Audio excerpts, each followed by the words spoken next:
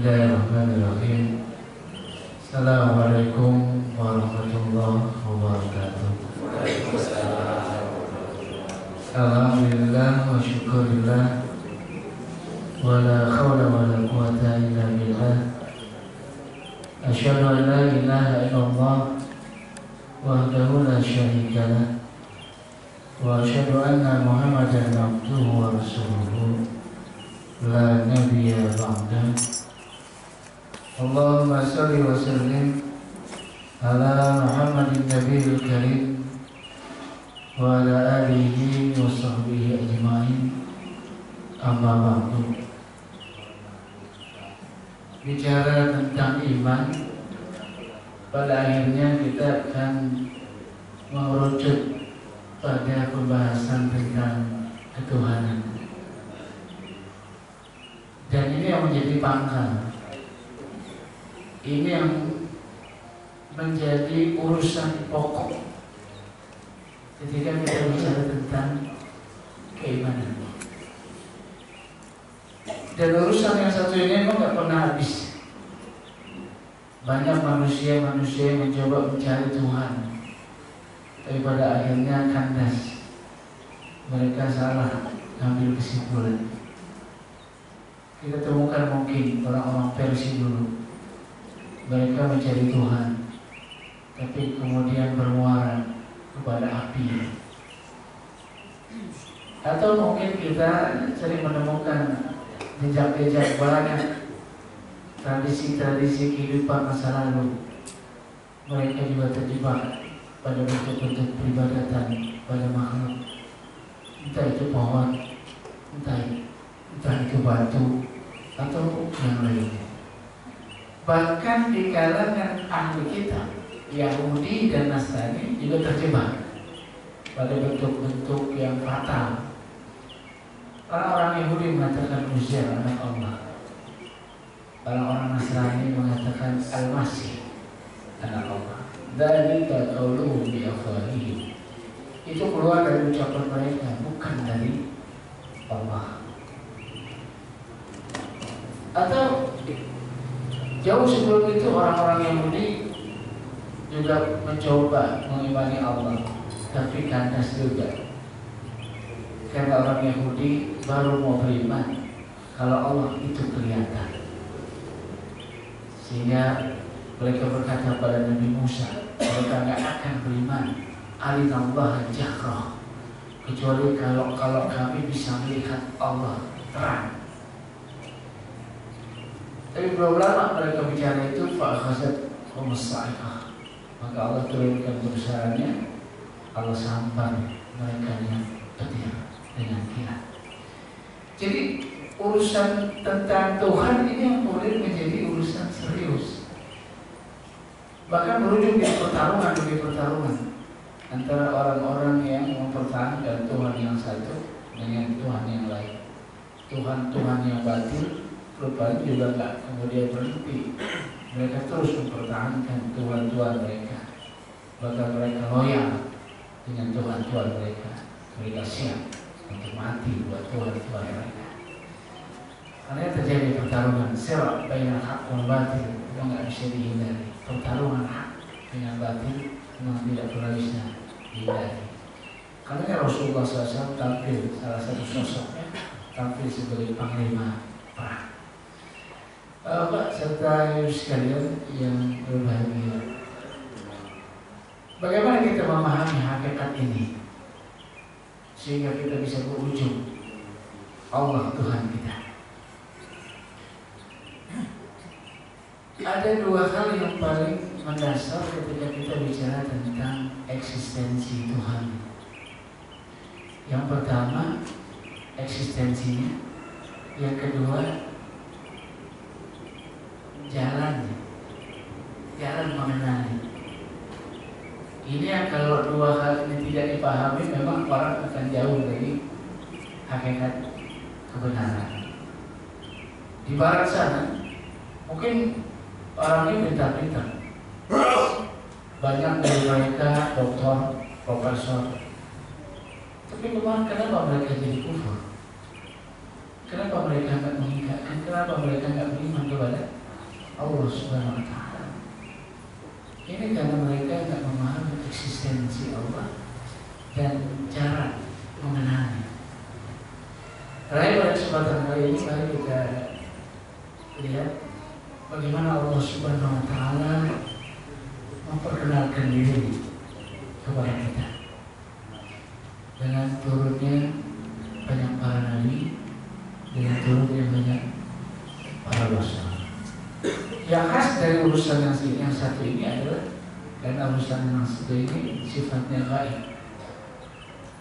Sifatnya gaib. Sehingga ketika bicara tentang orang mutakin, itu yang khas dari orang mutakin adalah yu'minuna bil ghaib. Salat itu disebut kedua, zakat disebut ketiga, atau yang lain mungkin disebut sekian. Tapi yang menjadi ciri khas orang mutakin itu adalah yu'minuna bil ghaib. Kenapa? Karena Allah ghaib. Dari sini yang bijaksana. Yang paling mendasar kenapa orang-orang kafir itu menentang Allah Subhanahu Wa Taala. Padahal sesuatu yang gaib, sesuatu yang tidak terlihat, sesuatu yang tidak terasa, bukan gak ada artinya. Ini akan dipahami oleh sebagian besar orang-orang pintar di barat sana yang terlalu mengagungkan akal, yang terlalu mengagungkan panca indera, sehingga mereka menolak segala sesuatu yang bersifat gaib. Ini juga yang ditentang oleh Karl Marx, tokoh komunis itu, yang berujung menjadi anti Tuhan. Bahkan mereka mengatakan agama adalah candu masyarakat. Karena candu, maka orang-orang yang harus dibunuh. Candu soalnya. Kalau candu itu nggak bisa selesai, nggak bisa berhenti. Berhentinya gimana? Dibunuh orangnya. Maka kita menyaksikan pembantaian saudara-saudara kita di tahun 48, 65. Bagaimana mereka membantai sebagai pusat para ulama. Dan hari ini detak-detaknya, gerak-geraknya sudah mulai terasa. Karena kita harus jadi garda depan kalau ada urusan anti Tuhan. Bapak serta ibu sekalian yang berbahagia, mari kita lihat dua hal ini. Yang pertama, eksistensi Allah. Allah Subhanahu Wa Taala mengisyaratkan orang beriman itu ciri khasnya adalah yu'minuna bil ghaib, beriman kepada yang baik. Ini bukan sekedar beriman, tapi beriman kepada yang baik ini punya landasan dasar, punya alasan. Jadi bukan sekedar gaib, tapi punya landasan. Nah, yang lainnya kemudian menjadi pijakan yang sangat kokoh sehingga orang beriman jadi beriman kepada Allah Subhanahu Wa Taala. Apa landasan pijakan yang kokoh itu? Bicara tentang wujudullah, itu memang nggak mungkin kita melihat Allah karena keterbatasan kita, kelemahan kita, ketaifan kita, dengan segala kekurangan kita.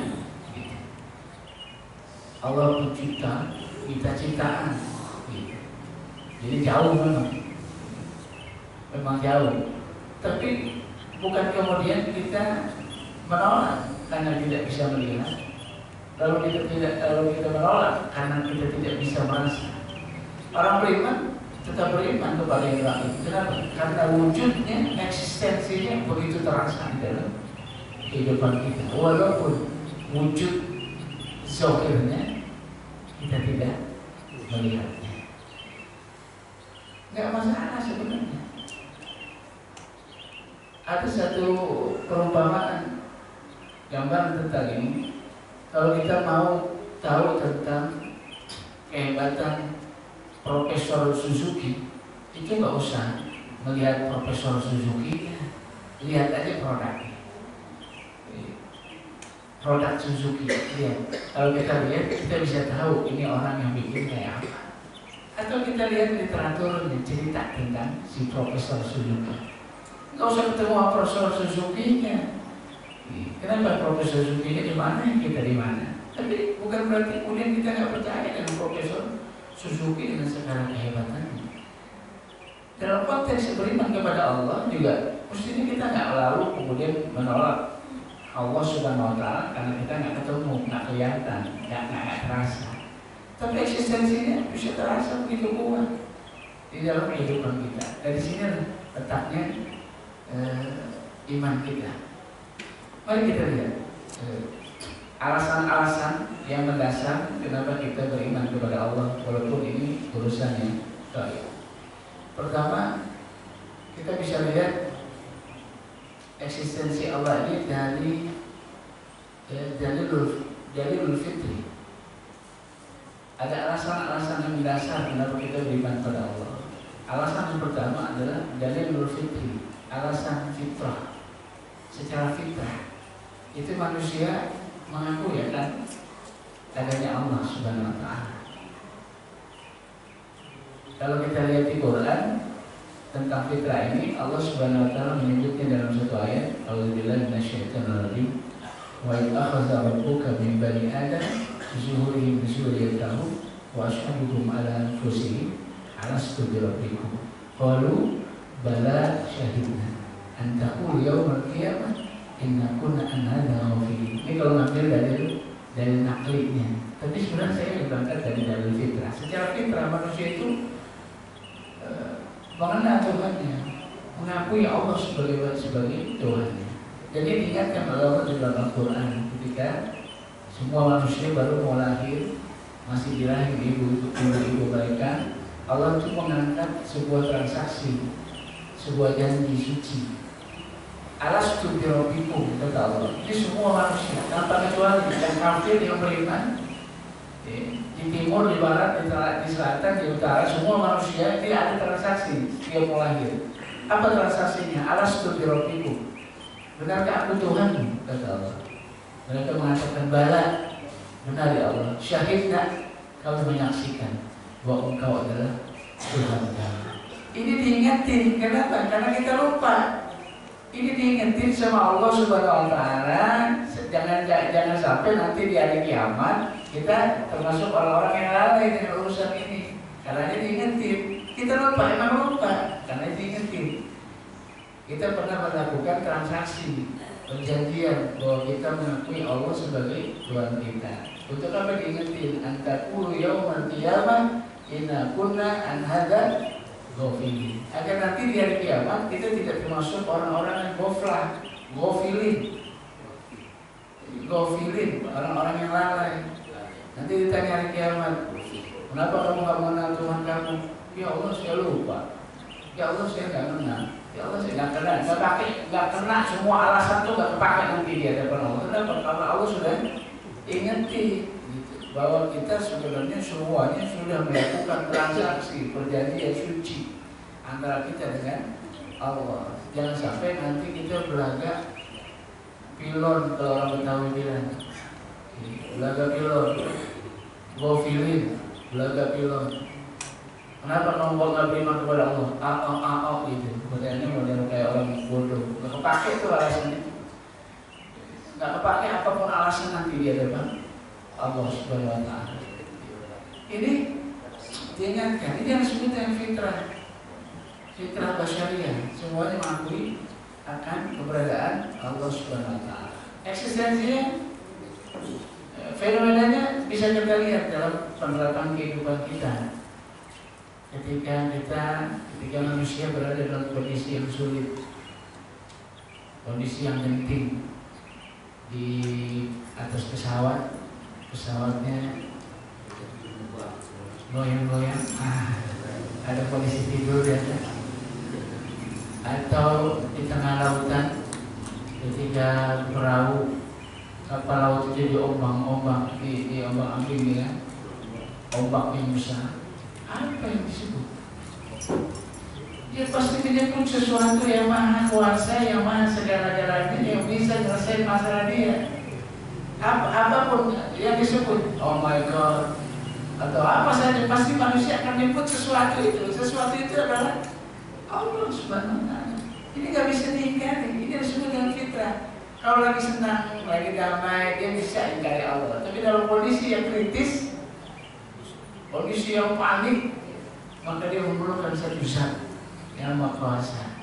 Itu sebenarnya tujuan adalah Allah. Kalau orang Barat bilang, oh my God. Gitu. Tapi begitu permasalahan sudah selesai, kapal laut sudah sampai di daratan, pesawat terbang sudah turun, orang akan mengatakan alhamdulillah. Habis itu sirik lagi. Iya, sirik lagi. Pos di atas itu tauhidnya kuat banget. Tauhidnya murni bersih. Kenapa? Karena itu fitrah dia. Fitrah manusia itu asli benar, nggak bisa diingkari. Walaupun selesai musibah, selesai kritis, manusia kufur lagi sama Allah. Oh my God, begitu selesai kufur lagi. Ini fitrah. Ini sebenarnya dalil fitri. Manusia secara fitrah itu tidak pernah bisa lepas dari Tuhannya. Sesuatu zat yang Maha Kuasa, yang memiliki dirinya, yang menguasai dirinya, yang bisa menyelesaikan masalah-masalah diri Tuhan. Yang beberapa kalangan nggak sampai kepada Allah, tapi itu esensinya. Manusia secara fitrah mengakui akan adanya Tuhan. Ini yang pertama, dari fitri. Walaupun Allah nggak kelihatan, tapi eksistensi terasa begitu kuat. Dalil yang kedua adalah dalil akli. Akal sehat juga akan mengatakan bahwa alam semesta ini, bumi dengan segala isinya, pasti ada yang menciptakan. Ini akal sehat. Kalau ada sampai mengatakan bumi dan segalanya ini terjadi dengan sendirinya, dia nggak sehat. Iya, nggak sehat. Logika sebenarnya ini cuma logika anak-anak SD. Anak SD aja nggak begini. Saya ambil satu kisah klasik di satu kitab. Saya tahu menulis dua kisah. Di Syria itu, walaupun di Arab, di Timur Tengah, tapi bang komunisnya lebih keras dari Rusia dan Cina. Jadi kalau pemilu di Syria itu yang muncul partainya semua partai komunis, nggak ada partai Islam. Itu di Syria. Ketika saya tahu itu, sehingga populer pemahaman komunis itu. Paham komunis itu sangat populer dan diajarkan dari mulai TK, SD sampai perguruan tinggi. Karena banyak juga orang-orang soleh di sana nggak nyekolahin anaknya di sekolahan. Kenapa? Karena takut jadi komunis. Mending ngaji sama ustadz, mending ngaji sama ulama. Nggak sekolah itu anak-anak. Kenapa? Kalau masuk sekolah pasti jadi komunis. Ada yang diajarkan mereka bahwa alam semesta ini terjadi dengan sendirinya. Ini gimana ngadepinnya? Alam semesta terjadi dengan sendirinya. Teori-teori alam semesta sedemikian rupa dipaparkan bahwa alam ini dia memang dengan sendirinya, nggak ada yang ngatur. Sehingga waktu itu ada anak SD yang mencoba menjawab statement dulu bahwa sesungguhnya alam semesta ini nggak mungkin terjadi dengan sendirinya. Sehingga terjadi sebuah peristiwa hujan besar, banjir. Anak-anak SD ini ternyata hanyut karena jembatan yang dipakai nyebrang itu patah, sehingga dia masuk ke sungai. Gurunya tahu di sekolah kalau anak-anak muridnya ada musibah. Tiba-tiba gurunya dikejutkan karena murid-murid yang tadinya dikata hanyut dalam air sungai itu muncul di depan kelas, gitu, dengan pakaian yang basah. Lalu gurunya bertanya, katanya kamu jatuh dari jembatan terus hanyut dengan air arus sungai. Kata anak-anak itu, iya Pak Guru, cuma pas kami sedang hanyut di air sungai, itu papan-papan jembatan yang patah itu dia menyatu papan-papan itu menyatu. Makanya kami terus langsung bisa berpegangan dengan papan itu sehingga kita bisa selamat tiba ke sekolah. Papan itu menyatu aja. Papan yang patah-patah itu menyatu sedemikian rupa. Dia naik di papan ya selamat. Apa kata guru? Enggak mungkin. Papan yang udah patah-patah jatuh begitu dia menyatu dengan sendirinya. Kata guru, kata anak-anak itu, papan aja nggak mungkin menyatu dengan sendirinya. Bagaimana dengan alam semesta yang teratur tertib sedemikian rupa? Matahari itu nggak pernah terlambat. Kita yang suka terlambat bangun, matahari sih ada. Tertib bulan bintang sedemikian rupa berada pada orbitnya. Tanam-tanaman, tumbuh-tumbuhan, hewan sedemikian rupa tertib. Kalau kita perhatikan, cari titik kelemahan, nggak ketemu. Bahkan kalau sampai capek mata ini melihat, nggak ada kelemahan dalam ciptaan Allah Subhanahu wa Ta'ala. Jadi bagaimana mungkin alam semesta ini sebegitu hebatnya, besarnya, rapinya, tertibnya, ini nggak ada yang menciptakan. Itu kata anak-anak SD. Jadi kalau ada orang mengatakan bahwa alam semesta yang terjadi dengan sendirinya, ini nggak usah dijawab sama ulama. Anak SD aja cukup. Tidak mungkin. Ini dari dulu akal. Teori penciptaan. Kita mengatakan demikian. Alam semesta ini khas banget. Sedemikian rupa khas. Tanaman yang kita perhatikan, hijaunya sama, warna kan 2, 3 kita tanam, kita kasih air yang sama, kita kasih pupuk yang sama, di tanah yang sama, rasanya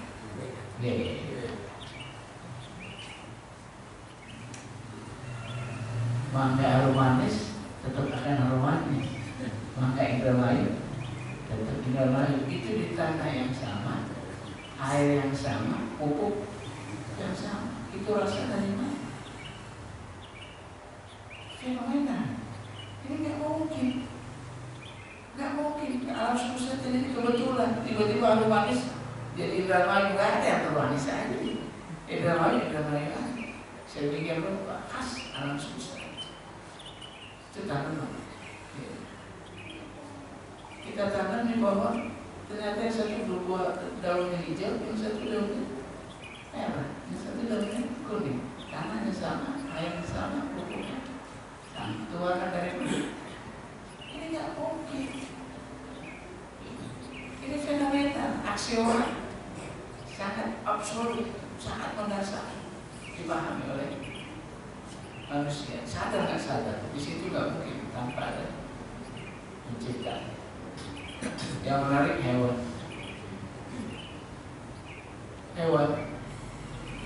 Ini ada di sekitar kita, di depan mata kita. Ayam yang menelurkan, yang ngerungin telurnya, itu dia paham bagaimana dia harus netesin telur. Dia goyang-goyang tuh telurnya. Maka kalau yang melihara ayam, tolong perhatiin, itu ayam kadang-kadang madep ke depan, kadang-kadang ngadep ke samping, kadang-kadang ngadep ke belakang. Telur digoyang-goyang sedemikian rupa sehingga panasnya rata. Dalam usia 21 hari ayam itu netes. Kita belajar sama ayam, netesin tanpa induk, kasih listrik, tapi sesekali kita goyangin itu telur. Kenapa? Kita belajar dari ayam, biar telurnya panasnya rata. Itu juga nggak sempurna, tapi ayam sempurna. Pertanyaannya, siapa yang ngajarin ayam? Harus muter-muter telurnya sedemikian rupa sampai atas. Semua ayam begitu lagi, nggak ada sekolahnya. Nggak ada sekolahnya. Ayam ada sekolahnya, nanti kalau netes goyang-goyang kayak telurnya. Kita ayam secara fitri, dia tahu gimana netesin telur. Begitu netes ke anak ayam tahu apa makanannya, nggak salah. Ada yang salah makan? Kagak ada. Anak ayam tahu makanannya apa. Yang suka nggak tahu kan kita mah apa aja dimakan. Ayam sempurna, ibunya makan beras, anaknya makan beras, ada kaderisasi yang sempurna. Ayam melahirin ayam dan tahu bagaimana cara hidup ayam. Kalau kita manusia, lahir manusia, belum tentu. Kadang jadi macan anaknya. Iya. Kenapa? Karena lebih ganas dari macan. Apa dimakan, aspal dimakan, batu dimakan. Apa? Kita untuk jadi anak kita manusia sebagaimana manusia aslinya aja kita nggak bisa. Karena kemudian anak kita sudah jadi yang lain. Gitu. Harusnya kita belajar dari ayam. Ayam itu karakteristiknya sempurna. Induknya ayam, anaknya ayam. Kita, bapaknya Ustaz, anaknya Ustaz. Gak sempurna. Kita harus belajar banyak. Itu fenomena. Itu dari akli. Secara akal nggak mungkin. Semua itu terjadi dengan sendiri. Tanam-tanaman yang ditanami, saya suka nyontohin kacang tanah. Dulu SD SMP kita diajarin tanam kacang tanah di kapas untuk melihat pertumbuhan.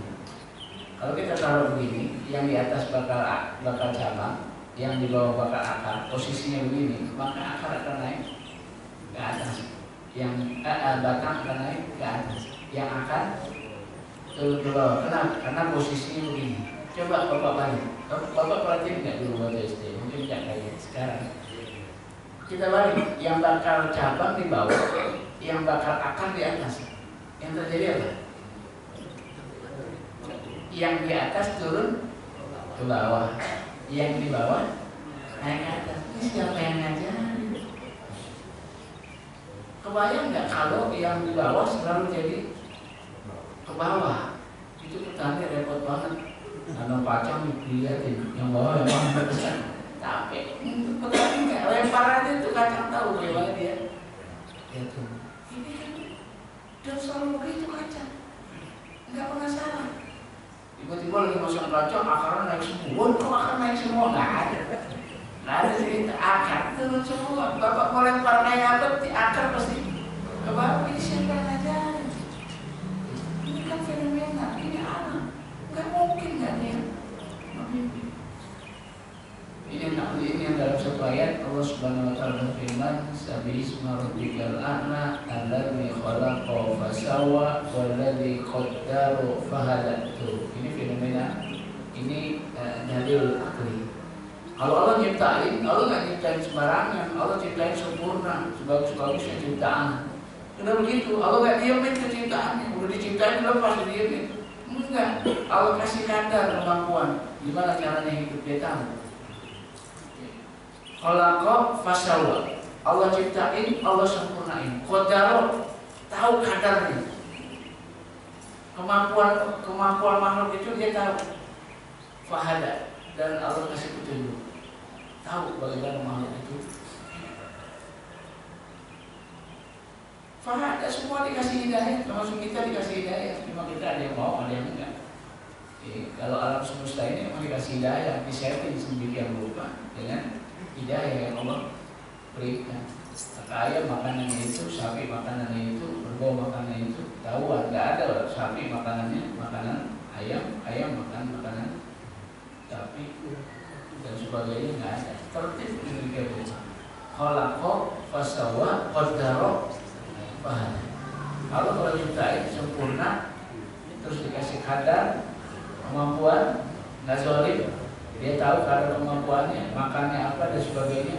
Maka pohon beringin boleh besar, tapi pohon-pohon yang kecil yang lain tetap hidup. Karena kau tahu, beringin tahu apa yang dia isep. Nggak zalim dia sama, nggak zalim sama tumbuh-tumbuhan kecil yang lain. Tumbuh-tumbuhan kecil tetap hidup di sekitar pohon beringin. Ini pohon beringin yang asli, yang orisinal, yang ciptaan Allah itu. Kalau yang baru-baru itu yang kecil-kecil dihabisin. Pohon beringin yang baru itu yang kecil habis. Kalau pohon beringin yang asli, orang yang kecil-kecil itu hidup sampai pohon beringin hidup. Kenapa? Qaddara, tahu tuh, nggak ada kesulitan. Fahadat, dan tahu gimana caranya hidup, gak usah diajari, tahu bagaimana caranya hidup. Luar biasa. Begitu masih menolak Allah. Dalil fitri, secara fitri kita mengimani Allah. Secara akli nggak mungkin alam semesta ini tanpa pencipta. Yang ketiga, dalil nakli. Secara nakal, secara nas, itu lebih kuat lagi. Allah Subhanahu wa taala mengajak kita untuk berpikir, afala yanzuruna ila al-ibili kaifa khuliqat wa ila as-samaa'i kaifa rufi'at wa ila al-jibali kaifa nusibat wa ila al-ardi kaifa sutihat. Suruh mikirin bumi, suruh mikirin langit, suruh mikirin onta bagaimana diciptakan. Pikirin, nggak mungkin tanpa penciptanya yang hebat.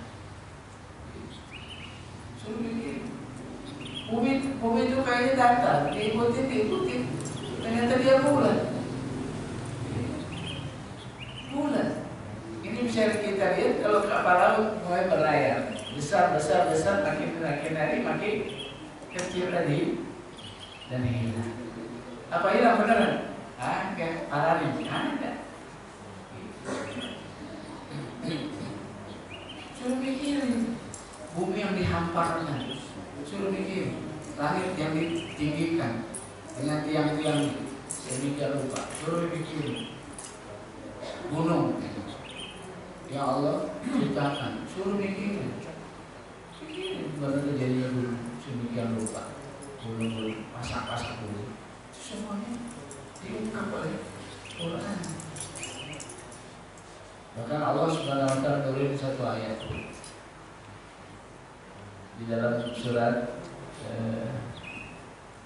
Al-Imran, inna fi khalqis samawati wal ardi wa ikhtilafil laili wan nahari la ayatin li ulil albab alladziina yadhkuruna Allaha qiyaman wa qu'udan wa 'ala junubihim wa yatafakkaruna fi khalqis samawati wal ardi rabbana ma khalaqta hadza batila subhanaka. Kalau orang beriman melihat fenomena alam ini sampai pada tingkat subhanaka, maha suci Engkau ya Allah. Gak ada yang sia-sia yang Allah ciptain bumi. Pergantian siang dan malam, ciptaan langit dan bumi menjadi tanda-tanda kebesaran Allah. Bagi siapa? Bagi ulil albab. Alladziina yadhkuruna Allaha qiyaman wa qu'udan wa 'ala junubihim wa yatafakkaruna fi khalqis samawati wal ardi. Dia tafakur terhadap segala fenomena yang di alam semesta ini sampai pada ma khalaqta hadza batila, ya Allah, nggak ada yang sia-sia. Nggak ada yang sia-sia. Mana yang sia-sia di alam semesta ini? Nggak ada. Batang yang kering itu tetap ada gunanya. Sehingga ada sekarang seni batang kering dijual mahal. Batang udah kering dibikin seni batang kering dijual. Batang kering ini, apalagi kalau bicara tentang segala ciptaan Allah, pisang dari ujung ke ujung nggak ada yang sia-sia. Dari daunnya, dari buahnya, dari lubangnya, sampai akarnya, semua alam semesta ini semua makhluk tahazabatilah. Karenanya berujung pada subhanaka, pengagungan kepada Allah. Itu orang beriman begini. Ini ayat-ayat dalil kauniyah, dalil fitri, dalil akli, dalil kauni. Yang keempat, kita beriman pada Allah karena ada alasan dalil tarihi, alasan sejarah. Allah ini disembah bukan kemarin. Allah disembah bukan 10 tahun yang lalu. Allah bukan disembah 100 tahun yang lalu. Allah disembah dari mulai penciptaan Adam, manusia pertama di alam semesta. Allah sudah disembah. Jadi kalau kita nyembah Allah beralasan nggak? Beralasan. Yang nyembah Allah orang jahat atau orang soleh? Orang soleh. Kecuali yang nyembah Allah orang jahat, nggak usah disembah Allah. Udah orangnya banyak, dalam waktu yang panjang, jumlahnya banyak, orangnya soleh semua, layak nggak nyembah Allah? Layak. Sejarah buktiin bahwa Allah disembah bukan kemarin, tapi sejak penciptaan Nabi Adam alaihissalam, berapa abad yang lalu Allah sudah disembah. Itu soal lama, soal kurun. Yang kedua, yang nyembah Allah orang soleh semua, nggak ada yang nyembah Allah orang jahat. Orang jahat nyembah Allah, orang-orang musyrik, orang-orang yang jauh dari kebaikan itu nggak ada. Dan yang ketiga, jumlah dari satu zaman ke satu zaman yang nyembah Allah banyak. Itu dari lutari, jadi mustahil. Kalau Allah itu nggak ada, Allah itu ada. Dari sejarah kita temukan bahwa Allah itu ada. Jadi dalil fitri, dalil akli, dalil nakli, dalil tarhi, ini semuanya menunjukkan bahwa Allah itu ada. Dia memang gaib. Memang gaib, nggak kelihatan, nggak terasa, tapi eksistensinya ada. Kenapa? Karena nggak semua yang kelihatan, yang nggak kelihatan itu nggak ada.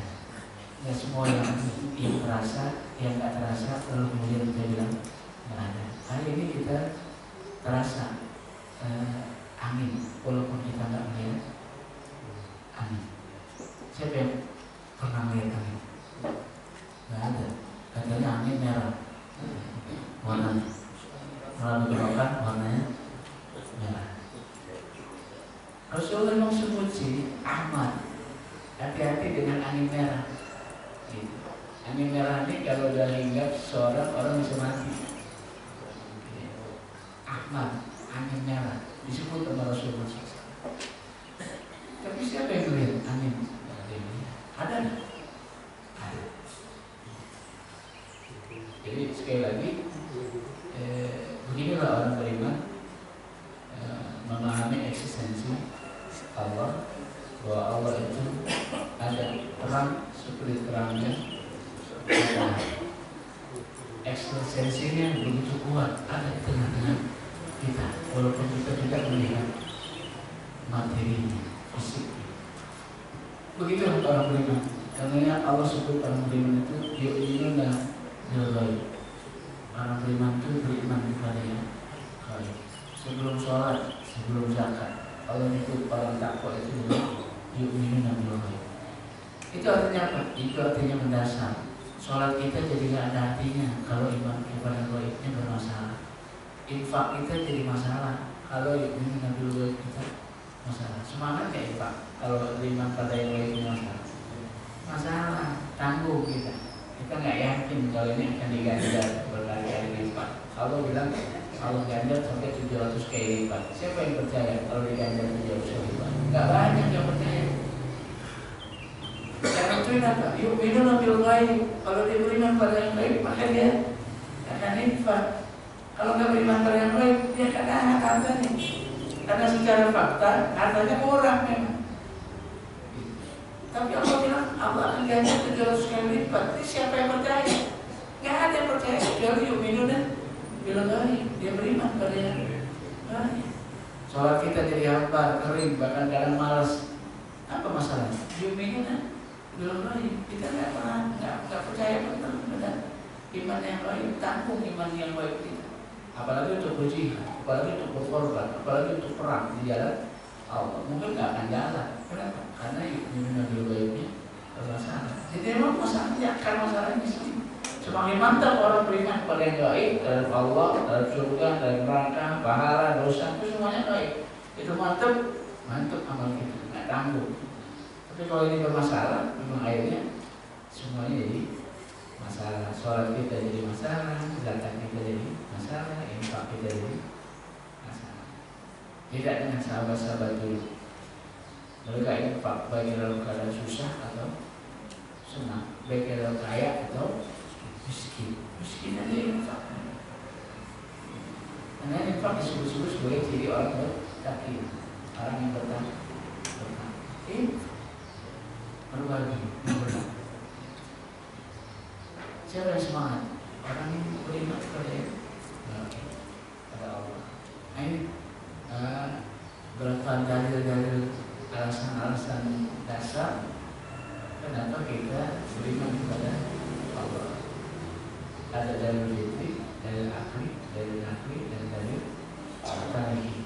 Secara realita nggak mungkin diingkari Allah, walaupun wujudnya, zahirnya kita tidak melihat. Ini bukan karena Allah nggak ada, tapi ini karena lebih pada kelemahan kita, kekurangan kita, ketaifan kita. Ini kalau bicara tentang aspek itu. Sampai sini dulu sebelum kita bicara tentang at-tariq ila ma'rifatillah, bagaimana jalan mengenal Allah. Caranya gimana? Karena banyak orang salah. Karena salah jalannya nggak ketemu Allah. Karena caranya salah nggak ketemu Allah. Sehingga kita perlu tahu bagaimana caranya mengenal Allah. Sebelum saya masuk ke situ, mungkin ada yang mau sharing, mau ada yang berbagi. Demikian tadi Bapak-bapak, Ibu-ibu yang kami hormati tentang ekspresi Allah. Mudah-mudahan pelajaran hari ini untuk meningkatkan ibadah kita, tidak malas-malas lagi, tidak ragu-ragu lagi, dan mengulangi apa yang pernah diperjanjikan oleh Allah ketika kita dalam kandungan ibu kita. Bapak Ibu, mungkin ada yang ingin bertanya masalah ini, mungkin silakan dari sebelah kanan saya. Ada yang kurang paham? Dari sebelah kiri saya tahu ada meloncat-loncat aja. Mau bertanya Pak? Begini Ibu, satu ya ada. Karena materi ini memang lebih pada penguatan, bukan sesuatu yang diperdebatkan. Karena sebenarnya kita sudah beriman kepada Allah. Lain masalahnya kalau saya ngomong sama orang yang tak beriman sama Allah, mungkin jadi ramai. Nanti saya ngomong di hadapan orang yang beriman pada Allah. Nanti mungkin dimensinya lebih pada penguatan, bahwa kita punya alasan loh beriman kepada Allah Subhanahu wa taala. Silakan. Assalamualaikum Ustaz. Pertanyaan yang pertama, kira-kira untuk Indonesia yang zaman now ini, akankah tauhid itu tegak berdiri? Karena dari zaman si Amin sampai zaman Ibrahim begini, saya melihatnya fenomena Indonesia itu cuma tauhid yang tepo, tauhid yang seperti semangka gitu, yang pas gitu garisnya gitu. Memang luarnya itu memang kulitnya memang tebal gitu, tapi dalamnya itu kayak semangka gitu, tepo gitu. Yang kedua, ini pertanyaan khusus.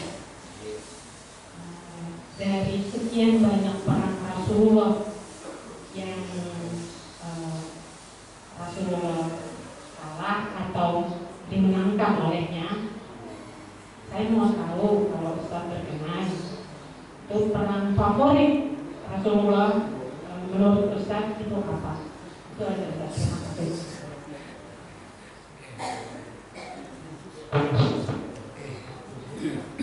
Peran favorit itu ya, sama Bismillahirrahmanirrahim. Jadi pertama tentang tauhid, tegak atau tidak. Kalau bicara tentang eksistensi Allah, maka akan sangat mungkin tegak.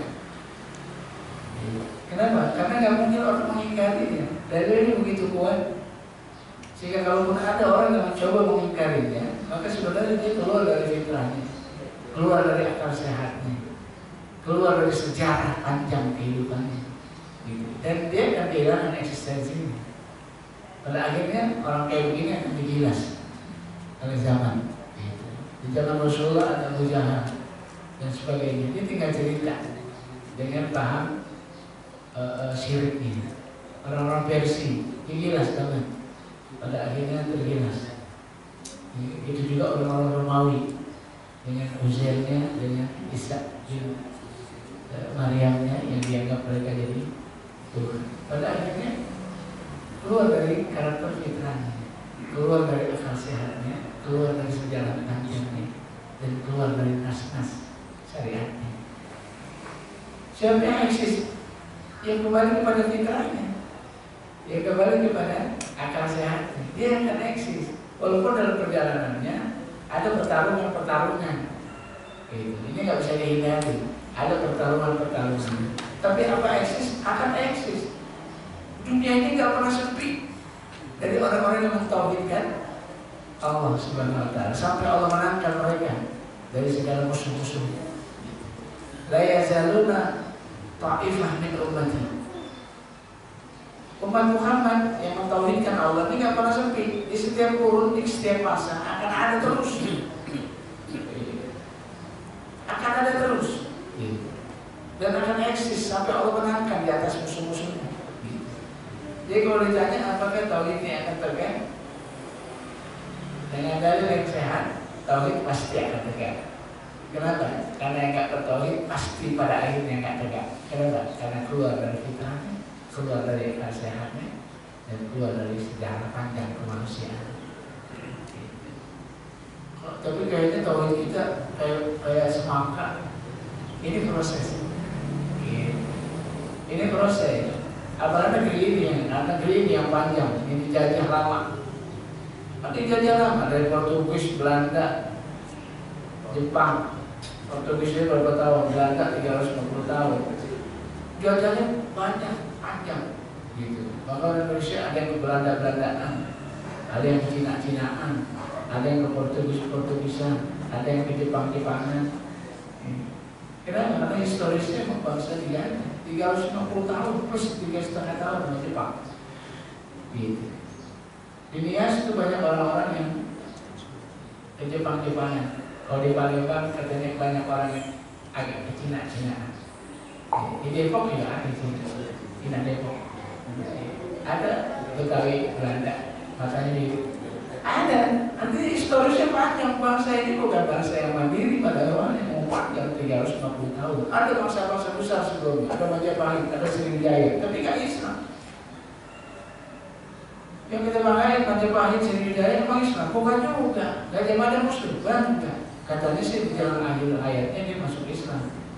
Gajah Mada katanya. Makanya sampai hari ini tidak ketahuan di mana makamnya. Kenapa? Karena dia menyembunyikan diri. Kata orang. Saya nggak bisa jadi sadar. Kan dia ada makamnya. Sebegitu hebatnya Patih Gajah Mada, tapi nggak ada makamnya. Dia patih yang hebat, Majapahit, Islam bukan. Sriwijaya, Islam bukan. Jadi negerinya panjang ceritanya. Jadi apa tauhid bisa tegak? Saya yakin kita bisa tegak. Karena pada akhirnya yang menang adalah fitrah. Yang menang akal sehat pada akhirnya. Yang mentauhidkan Allah itu fitrah banget, sehat banget akalnya. Gitu. Cuma perlu prosesnya panjang. Ya orang dijajahnya aja panjang.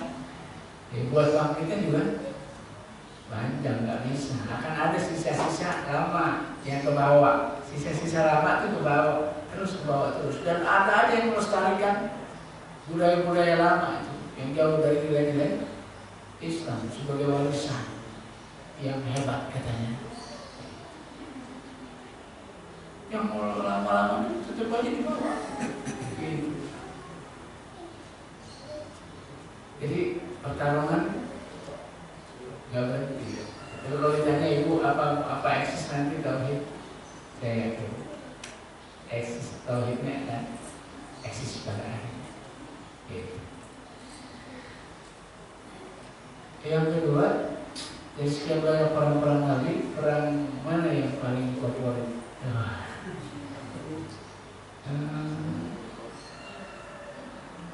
Pertama bahwa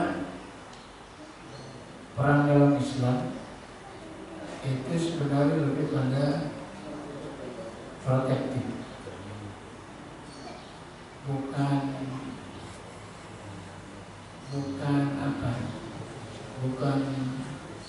kegemaran.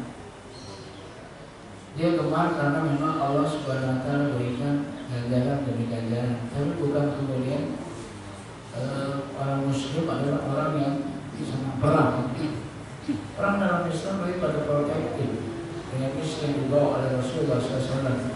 Sehingga Nabi mengatakan, "Umirtu an uqatilan nas hatta yashhadu an la ilaha illallah." Sesungguhnya aku diperintahkan oleh Allah untuk memerangi manusia sampai manusia mengucapkan la ilaha illallah Muhammadur Rasulullah. Jadi perang dalam Islam lebih pada bagaimana mengajak manusia mentauhidkan Allah Subhanahu wa taala. Ofensif apa defensif? Ofensif. Aktif. Bukan nahan diri, tapi semangat, agresif. Wah. Jadi jangan dipikir Islam kalau diperangi baru kita merangi. Itu tahap kedua. Tahap pertama nggak boleh perang. Kalau misalnya perang nggak boleh pertama. Ketika Rasulullah hijrah ke Madinah itu nggak boleh perang. Yang kedua boleh perang. Kalau diperangi. Yang ketiga suruh perang. Dalam rangka menegakkan tauhid. Gitu.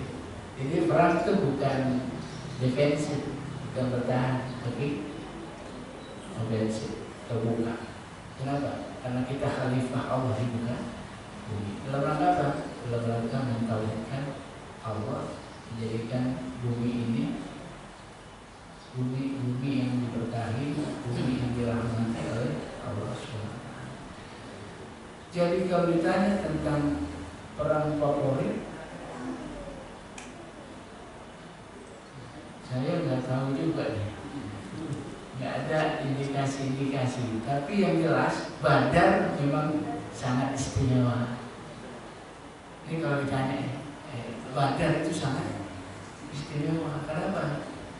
Ini muassis orang-orang awal yang imannya udah teruji. Makanya risalah Badar, veteran Badar itu istimewa. Kata Rasulullah, veteran Badar, orang yang ikut perang Badar silakan ente bikin apa aja. Kenapa? Karena Allah sudah mengampuni dosa-dosa kamu. Wah, gitu. Veteran Badar itu orang surga yang ada di muka bumi. Yang Allah udah ampunin, dia mau ngerjain apa aja Allah udah ampunin. Kata Rasulullah SAW. Istimewa, karena istimewa. Yang menerima orang-orang lemah, orang-orang duafa, buat masyarakat harus ngadepin perang melawan pasukan Abu Jahal, siap mengorbankan hartanya, mengorbankan jiwanya. Orang yang nentuin mati nggak matinya Islam, Badar. Jadi kalau soal istimewa, Badar istimewa, sehingga veteran Badar juga sangat istimewa. Orang-orang penghuni surga yang masih ada di bumi itu veteran Badar. Ketika ada seorang panglima Badar melakukan kesalahan ketika terjadi Futuh Mekah, Umar itu mengatakan, ya Rasulullah, kalau perlu dibunuh, saya bunuh orang ini. Tapi dia veteran Badar. Apa kata Rasulullah? Apa kamu nggak tahu orang yang perang Badar? Demi Allah, Allah sudah ampunin apa saja yang dia kerjain. Allah sudah ampunin. Masa Allah ampunin kita nggak ampunin? Akhirnya Umar suruh. Itu Badar. Kalau saya strategi pertama, dia menentukan hidup tak hidupnya Islam. Setelah itu lebih pada perang berkelanjutan. Jadi kalau ditanya perang favorit, di Badar juga Rasulullah nggak mengatakan Badar saya paling senang perang Badar, nggak juga. Tapi saya nggak ketemu sinyalemen itu. Cuma kalau mau ditanya perang yang paling istimewa, saya lihat perang Badar. Ini paling menentukan dari sisi hidup dan nggak hidupnya Islam dan generasi pertama Rasulullah SAW. Tapi kalau dari segi kehebatan perang, mungkin perang Khaybar di perang yang paling hebat, paling dahsyat. Khaybar ini benteng Yahudi. Benteng Yahudi itu khas, dilapisi dengan 6-7 lapis benteng. Jadi kalau benteng satu jatuh, itu ada benteng lagi. Benteng satu jatuh, ada benteng lagi sampai 8 sampai sekian lapis benteng. Dan itu ditaklukkan oleh kaum muslimin sekian bulan. Dan ini nggak pernah ada ceritanya orang bisa naklukin benteng-benteng Yahudi. Makanya di Palestina hari ini orang-orang Yahudi bikin benteng tinggi-tinggi. Dan itu berlapis-lapis. Benteng satu jebol, ada benteng lagi. Benteng satu jebol, ada benteng lagi. Terus begitu. Makanya jatuhnya Khaybar itu jadi supremasi Islam atas orang Yahudi. Orang Yahudi tumbang. Yang mengatakan orang Yahudi hebat, tumbang. Dominasi Yahudi habis di perang Khaybar. Diganti oleh generasi Rasulullah SAW dengan turun ayat untuk khairu ummatin ukhrijat linnas. Jadi Yahudi nggak usah ditimbang lagi. Dia bukan bangsa hebat ini. Bangsa hebat siapa? Rasulullah SAW dan kaum muslimin. Dulu iya orang Yahudi diutamakan oleh Allah. Semua nabi dari bangsa Yahudi. Tapi setelah datangnya Rasulullah berubah. Karenanya jangan anggap Yahudi hebat lagi. Kalau masih nganggap orang Yahudi hebat lagi, kita jadi pintar terus dari Yahudi. Yang hebat Rasulullah dan kaum muslimin. Ini kalau lihat Khaybar, kalau lihat dari membuat tempurnya. Ini dari segi pinatinya, golnya mungkin perang untuk Mekah itu jadi perang yang istimewa. Karena Rasulullah masuk ke segala pintu Mekah, jadi peperangan kecil, tapi di situ Rasulullah SAW menunjukin bahwa kekuatan perangnya mengalahkan kekuatan perang orang-orang Quraisy yang dulunya memiliki kekuatan militer yang hebat. Jadi melihat dari sisi apa? Tapi nggak ada pernyataan dari Nabi bahwa Nabi sebenarnya perang gitu. Semua perang punya titik lebih masing-masing. Termasuk yang kalah seperti perang Uhud itu juga ada titik lebih. Ada kelebihan yang Allah berikan. Pertama, Allah ingin menguji orang yang beriman dengan orang yang bukan beriman. Yang ketiga, yang kedua, Allah berikan jalan untuk syahid seluas-luasnya di perang Uhud. Karena banyak orang yang mati syahid, sehingga Allah buka peluang syahid di Uhud itu. Banyak sahabat yang terbunuh. Dan yang paling strategis dari Uhud adalah Allah misahin orang mukmin dan orang munafik. Kelihatan orang mukmin dan orang munafik itu di perang Uhud. Jadi ada kalah menang, ada pelajaran banyak yang diambil oleh Rasulullah SAW. Jadi sekali lagi saya belum dapat dalilnya, riwayatnya. Peran apa yang paling disenangi oleh Rasulullah SAW? Baik, sampai sini mungkin yang bisa saya sampaikan di kesempatan yang baik ini. Mudah-mudahan bisa bermanfaat buat kita, paling tidak menguatkan apa yang sudah kita miliki selama ini, jadi menguatkan bahwa Allah Tuhan kita. Ada Tuhan kecuali Allah Subhanahu wa Ta'ala. Saya cukupkan. Assalamualaikum warahmatullahi wabarakatuh. Alhamdulillahirabbil alamin. Assalamualaikum warahmatullahi wabarakatuh. Alhamdulillah. Demikian dari sidang subuh tadi, ibadah yang kita lakukan salat subuh jamaah dilanjutkan dengan kajian. Mudah-mudahan Allah SWT mencatatnya sebagai amalan yang terbaik pagi hari ini dan dicatat sebagai pemberat timbangan di yaumul qiyamah. Amin amin ya rabbal alamin. Bapak Ibu yang saya hormati, besok dilanjutkan dengan kajian taksin oleh Ustaz Sabri Hamid. Kami mengharapkan kehadiran Bapak Ibu-ibu untuk melatih melihat kita dalam baca Al-Quran